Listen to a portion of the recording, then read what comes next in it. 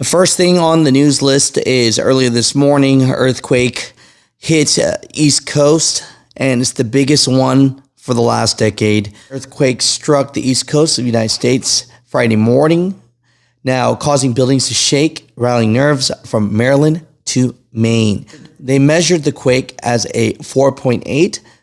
Now, New Jersey, it struck a little before 10:30 a.m. Eastern. The earthquake was the strongest recorded in the Northeast in more than a decade. Now, there were no immediate reports of major destruction or fatalities, so just want to keep you up to date. I'll put the clip again at the very end. So a major problem that people say in the industry is that the rates are down, and why are people taking cheap freight? But the way these people were operating their business, they were pretty much, for the most part, getting free truck drivers to run their freight. And the way they were able to do that was they were hiring illegal immigrants, bringing them over the states, or if they were already here, giving an opportunity to drive a truck, paying them per se 50 cents a mile, but then actually you wouldn't pay them at all and threaten that if they didn't do the job or worked harder, that they would call immigration on them.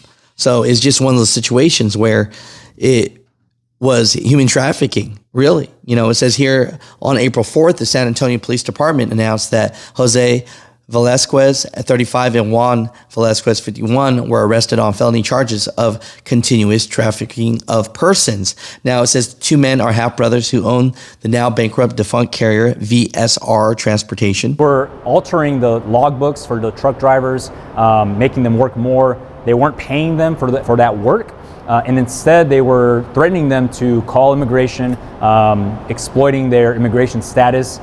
They wouldn't pay them. Their job would be on the line. They told them if you didn't do this job, you would get fired. The investigation was initiated in the suspects and VSR Transportation in 2023 after a victim contacted the National Trafficking Hotline. Now, these suspects would specifically recruit immigrants from Mexico to work as drivers for the trucking company. The suspects would then refuse to pay the employees, threaten their job, and exploit their immigration status in order for their employees to continue working. As owners, the suspects was also altering the drivers' logbooks, keeping the drivers to work just around the clock. Multiple victims have since come forward against this, and, can't state how many drivers they did this to, but definitely, this would answer why some people were driving rates down. Now, I'm not saying that this is happening everywhere, but I am also saying that this is a situation in hand. So Mutha Truckers, it's sad that these two half-brothers would exploit people like that. Of course, these drivers, being illegal immigrants, thought that they had this opportunity, and it got put back in their face. So Mutha Truckers, comment down below. What are your thoughts about this? And I will share a clip of the New York public announcement for this earthquake that happened earlier this morning. There is always the possibility of aftershocks, and I'll get to that in a moment, but we have not felt the magnitude of an earthquake of this level since about 2011. Actually, I was in Washington, D.C. at the time, and my apartment when I was in Congress was severely damaged. We felt those effects all the way up to Buffalo, New York. So these are wide-scale possibilities. This is one of the largest earthquakes on the East Coast occur in the last century.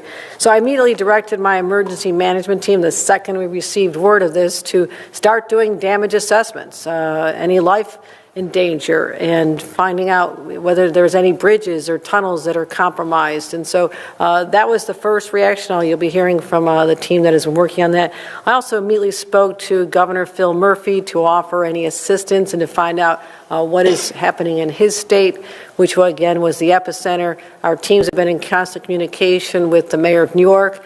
We also spoke to the MTA to ensure the integrity, the structural integrity of the subway system, the Port Authority, and I want to announce that right now JFK and Newark airports are on full ground stops to assess any potential for after effects, and we've been in contact with the utility companies to make sure that the gas and electric services continue. I will report that Amtrak and MTA are on full schedule, no disruption there at this time.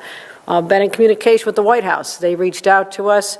The Deputy of Homeland Security Advisor, who's actually with President Biden right now surveying the damage in Baltimore, called us, and I believe they felt the effects even in Baltimore. So it's been a very unsettling day to say the least. But the White House offered any assistance. Senator Schumer reached out, offered any assistance. So right now it's most important that we have our structural teams out there, our engineering teams, surveying our bridges, our roads, any area there could be a fault line that is not easily detectable, to make sure that passengers on our rails as well as our commuters are safe.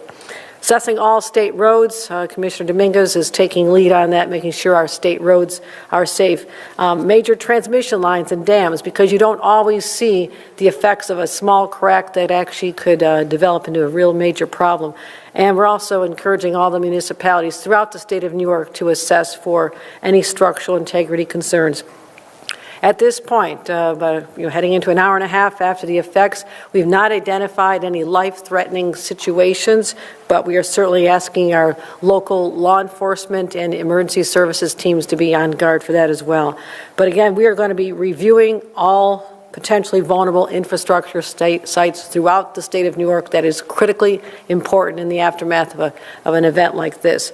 Now, again, I have a few safety tips because New Yorkers are not accustomed to having earthquakes in our state, and everyone should continue to take this seriously. If there is an aftershock, people are encouraged to drop and to cover and to hold on. Drop to the floor, cover your neck, and hold on to something that is sturdy.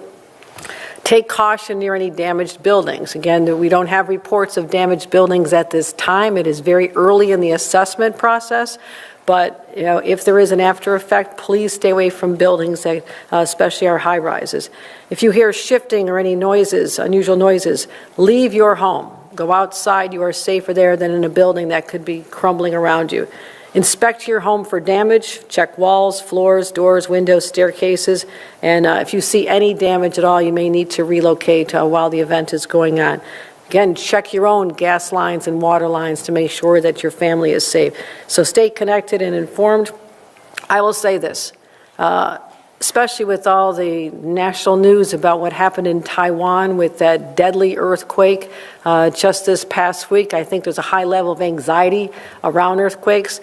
The magnitude, which Catherine Garcia and Commissioner Bray will explain, that was a 7.4 magnitude in Taiwan. Again, we are 4.8, and they'll explain the difference.